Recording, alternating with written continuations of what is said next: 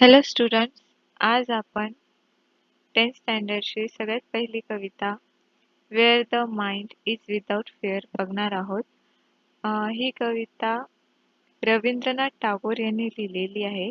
त्यांचं स्वप्न होतं की स्वातंत्र्यानंतर आझाद भारत कसा असावा हे त्यांनी या कवितेमध्ये मांडलेले आहे. तर सुरू करूया.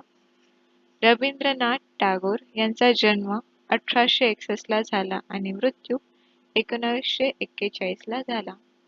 Rabindranath Tagore was the author of Gitanjali and its profoundly sensitive, fresh and beautiful verse. Rabindranath Tagore हे गीतांजली आणि तिच्या अगदी संवेदनशील, ताजे आणि सुंदर श्लोकचे लेखक होते. He became the first non-European to win the Nobel Prize in Literature in 1913.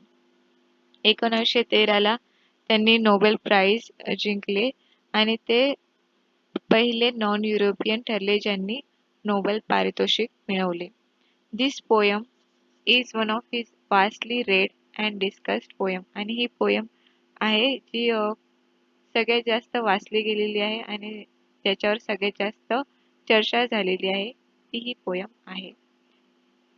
It was originally composed in Bengali and later he himself translated it into English.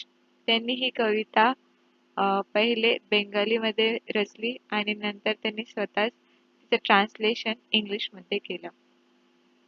This poem is from his Nobel Prize winning anthology Gitanjali. ही poem त्यांच्या गीतांजली या काव्य संग्रहातून घेतली गेलेली आहे.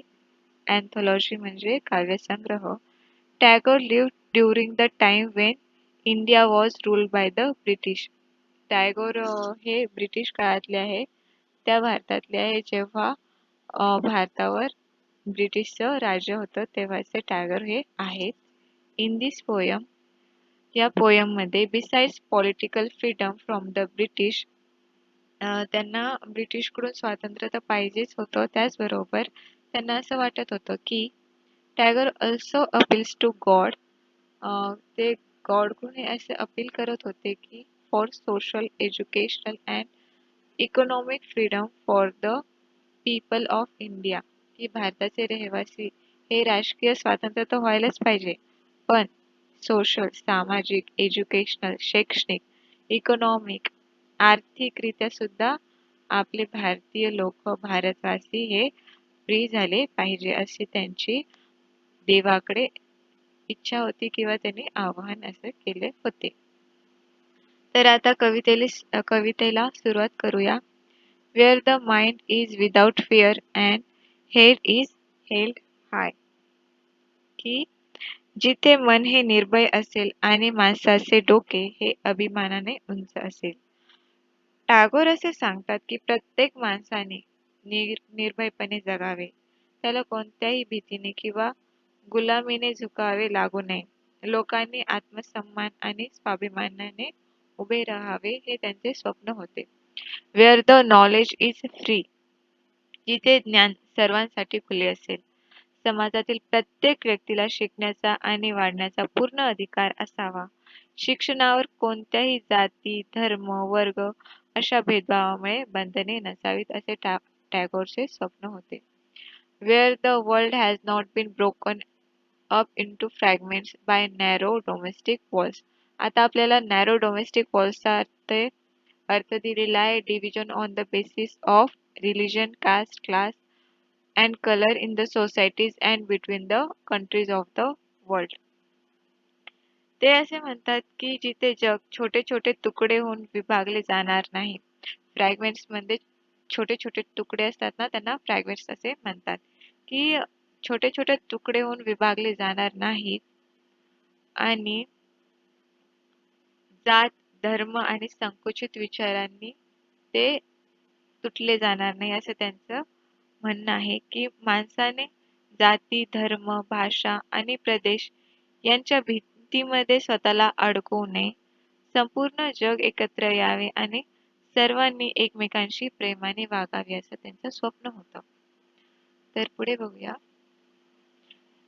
Where words come out from the depth of the truth. जेथे शब्द नेहमी सत्याच्या खोलीतून येतील. त्यांचं असं स्वप्न होतं की आझाद भारताचे लोक असेल ते सत्यवादी असावे, त्यांनी नेहमी खरे बोलावे, प्रामाणिक असावे आणि सत्याचा मार्ग स्वीकारावा. खोटेपणा, बनावटपणा किंवा धूर्तपणा नसावा. माणूस हा सत्यवादी असायला हवा.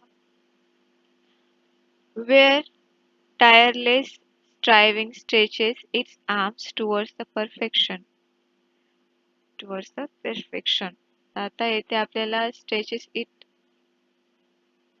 tireless striving म्हणजे continuous efforts and struggle stretches its arm म्हणजे aim at achieving goals म्हणजे जिथे लोक न थकता परिपूर्णतेसाठी प्रयत्न करतील. प्रत्येक व्यक्तीने मेहनत करून स्वतःला आणि समाजाला अधिक चांगले बनवण्याचा प्रयत्न करावा. मेहनतीशिवाय कोणतीही प्रगती होऊ शकत नाही म्हणून मेहनत करावी असे त्यांचं स्वप्न होते.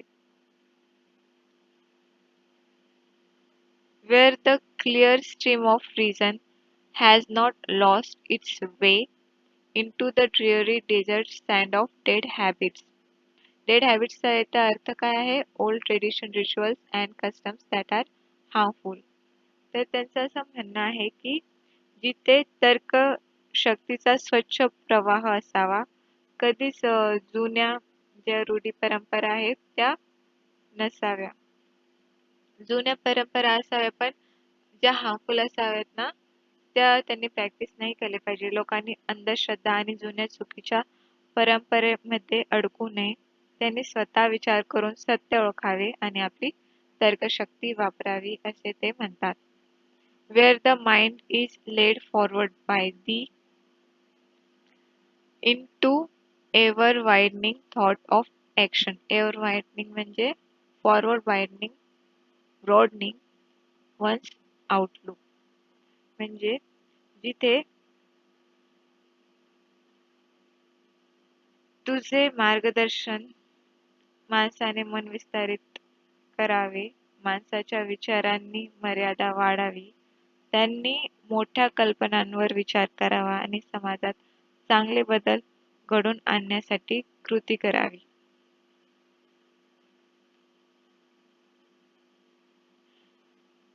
Into the heaven of freedom my father led the country awake. Heaven of freedom म्हणजे condition of total freedom of good thoughts, good words, good deeds while the respecting those of others. तर टागोर हे सगळ्यात शेवटी देवाकडे प्रार्थना करतात की भारत देश असा असावा जिथे लोक निर्भय, सुशिक्षित, प्रामाणिक आणि एकत्र असतील. त्यांच्यामध्ये असा देश हा स्वातंत्र्यचा स्वर्ग असा आहे. आणि स्वर्ग कसा आहे तर त्या स्वर्गामध्ये फ्रीडम ऑफ गुड थॉट्स म्हणजे विचार करण्याची फ्रीडम असावी, गुड वर्ड्स बोलण्याची फ्रीडम असावी, डीड्स म्हणजे करण्याची सुद्धा फ्रीडम असावी. तर अशी कंट्री रवींद्रनाथ टागोर यांना स्वातंत्र्य भारताची असावी असे त्यांना वाटते, असे त्यांचे स्वप्न आहे. आणि इथे आपली कविता संपते. तर विद्यार्थी मित्रांनो, तुम्हाला जर एक्सप्लेनेशन आवडलं असेल तर लाईक करा आणि शेअर करा तुमच्या मित्रांमध्ये. तुमची एक्झाम येत आहे आणि कमेंटमध्ये सांगा, तुमची प्रतिक्रिया सांगा.